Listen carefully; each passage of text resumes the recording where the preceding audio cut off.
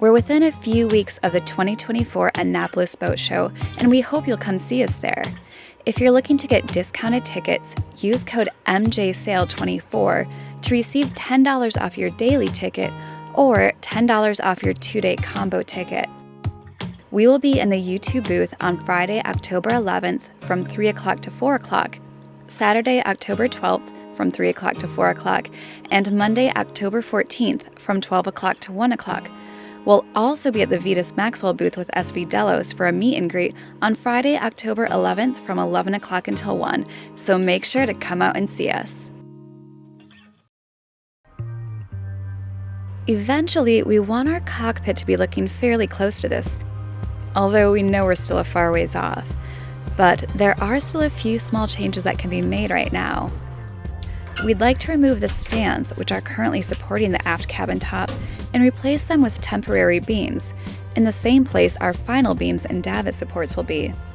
Not only will this allow us to return the stands that we've been borrowing for over 2 years now, but it will open up space for us to get in and out of the cockpit. Matt has measured out the placement of where these will sit and is making temporary beams out of a set of 2x4s, bonded together and shaped to match what will eventually be the final product. I now have where the posts are going to be laid out. You can see down here. They'll end up sliding into this pocket. You can see that I am favoring this inner side. This is cored through this section. It is cored here. The post itself is 3 inches by 3 inches, so I cut down 2 2x4s to be able to fit within that area. We are using 1/4 inch aluminum square tube with a 1/4 inch radius on each one of the corners is what this post is going to be made of. So it is going to be tight through here. I'm probably going to have to decore a little bit and kind of reinforce that from the inside or glass that from the inside to make that actually fit. But right now, I'm just going to cut each one of these things open and see what I have from the top.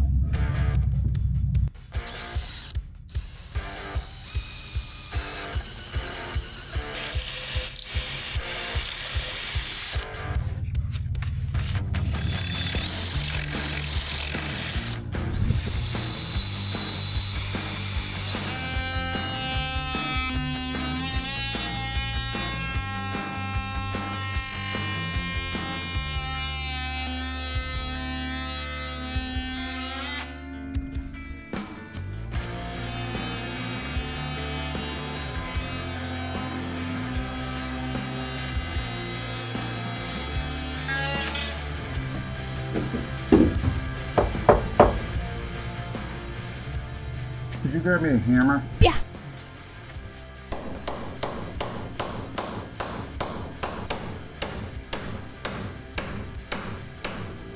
That is strongly built.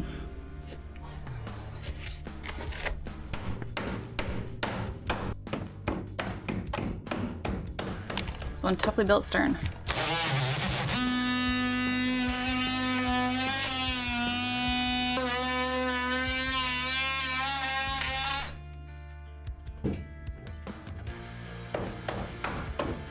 The fact that it was so incredibly hard for us to cut out this section initially made us a little worried that we were not actually supposed to cut from this surface. But after a quick conference with the Max Cruise headquarters that night, we found out that it was in fact the correct spot. I guess this boat is just built to last. Since we're now out in the open and our power situation has been reduced to one set of outlets within the tent, we need to find new ways to give ourselves power. Thankfully, we have the brand new EcoFlow Delta 3 Plus. Weighing only 27 pounds, it's easy to get it where it needs to be and helps us charge things around the boat, like batteries for our tools, or even the lights above our head that keep us working. It has 5 ways to charge, the AC outlet, which we can easily do inside the tent, plus options for solar charging, 800-watt alternator charger, gas charging, and a hybrid of AC and solar. It can be fully charged in 56 minutes, which is faster than any competitors of the same size. It has 13 outlets for all your devices, and it's ultra quiet, running at just 30 decibels of ambient noise. For loads below 600 watts, you won't even notice it's there. The Delta 3 Plus also protects your home appliances during blackouts with its built-in UPS system. In just 10 milliseconds, it switches power, so you're always covered even when the grid goes down. With the EcoFlow app, you're always in control. Smart energy management lets you track power usage, receive storm warnings, and get alerts during power outage. It even reminds you when it's time for long-term storage with features like battery level notification and power saving modes. At 1,024 watt-hours capacity, the Delta 3 Plus is portable and powerful enough to keep everything you need running. Whether it's for work, leisure, or emergency backup, this unit delivers. Check the link in our description box to learn more.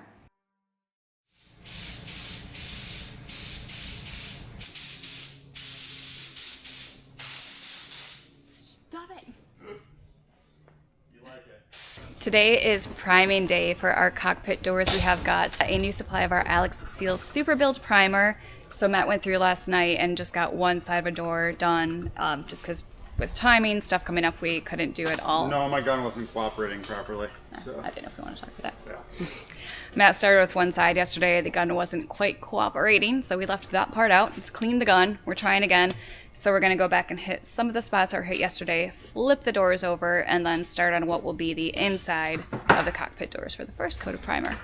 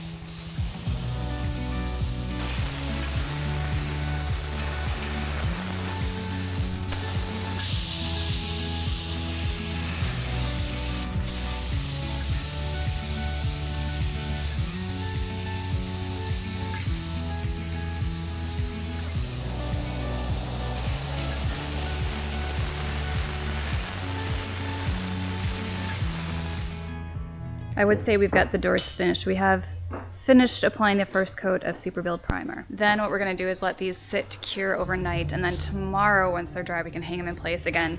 One side has been sanded already, so you won't get the full effect, but we'll kind of see how they'll look in place. And they're pure white, even though this is kind of a gray once you look pretty close. But I love how shiny this finish is already. When Matt was spraying it on, you could see his reflection in it. It was pretty cool. Any comments you'd like to make? Oh. Required way too much sanding, way too much time, like everything. We didn't really show this, but these pieces, they're about 3/16 of an inch. You can still see kind of the thickness there, and that is the pocket that the other doors actually slide within. The reason why it's not all the way to the top is because of the hinge. The hinge actually needs to be able to fit within that recess there. And majority of the time, the way the trim will work out over the door will cover that bit anyway. Yeah, I think first coat, they're looking really good. At least give us a good start to then add some of that blue Dicom sand down, see a couple low spots are, and do this all again. I see that one door is gone already.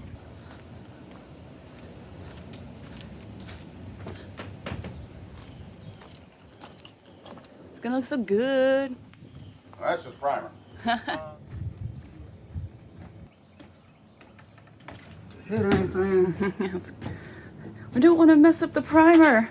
Think of the primer.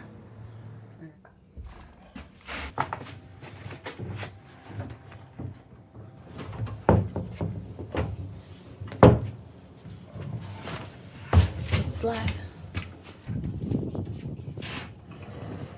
So let's go grab the center. Okay. Got the center door in now. Let's see them all together. they're also pretty and brilliant white.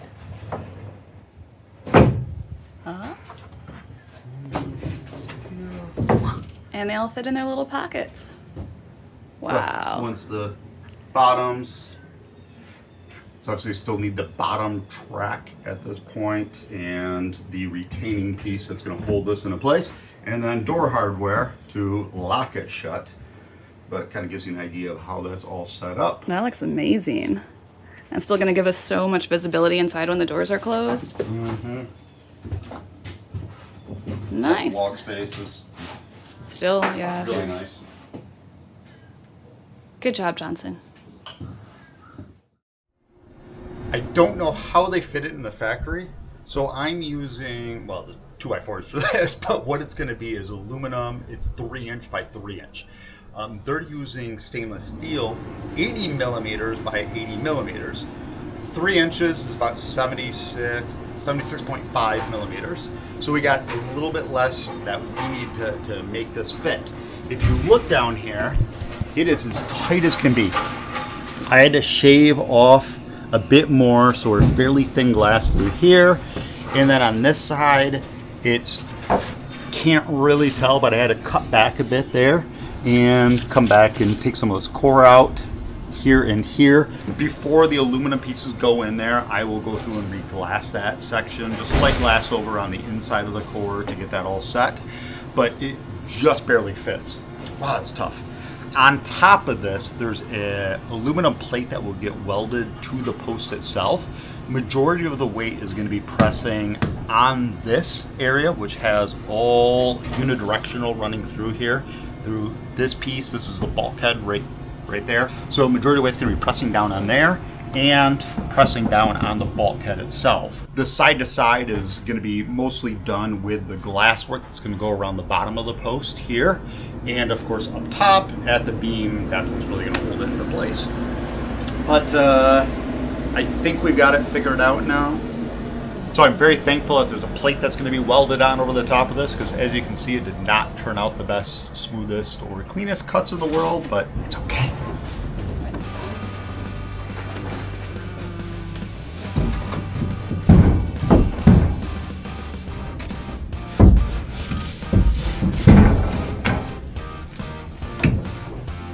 There. And what I did is I cut these slightly short, so how that's going to fit. So I can make sure that we get this top level running fore and aft and side to side. From the bottom, we're actually just going to wedge it up until it fits exactly where it's supposed to be. So I'm going to send Jess up top. She's going to have the level, making sure that it's running fair. I'm going to be hammering these things in to raise that up. As you can see, it needs to go up just a bit to fit there on either side. Then we'll check to make sure that this is plumb, mark it all, and eventually we'll just put L brackets up here just to support this 2x4 until we finally get the aluminum welded for the davit system. We've been borrowing these lifting pieces for 2.5 years now, almost 3 years. I feel so bad. I want to get them back to the guy that was kind enough to lend them to us. So that is part of the reason why we're doing this. But the other thing is, as you can kind of see, it takes up a ton of space going in and out of the cockpit. So it's going to be very nice being able to get that into place now.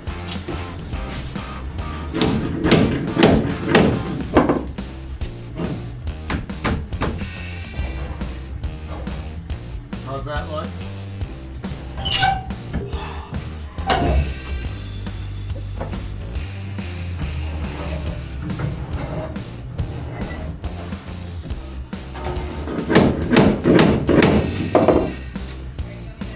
No, I still need to do this side.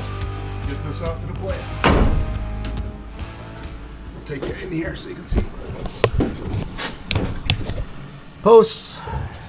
Getting it set up.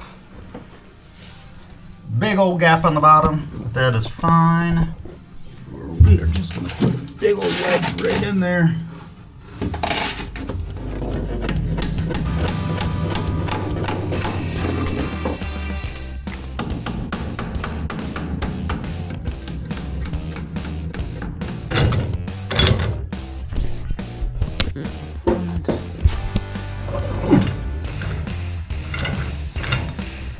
Okay, now measure it from side to side.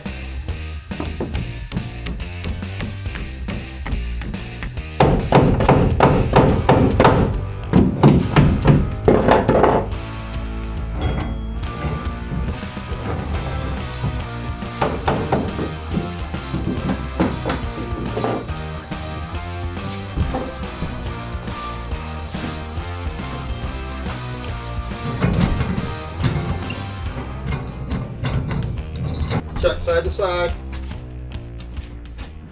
Matt's made the adjustments down below, and looking side to side here, you can see that we are level. Looking good there. And then if we change it fore to aft, until it's sitting just a little bit towards this edge, which means the stern is high, and then all water will hopefully just run that direction and not onto us. So for right now, we have it set the way that we want it until we put the final posts in.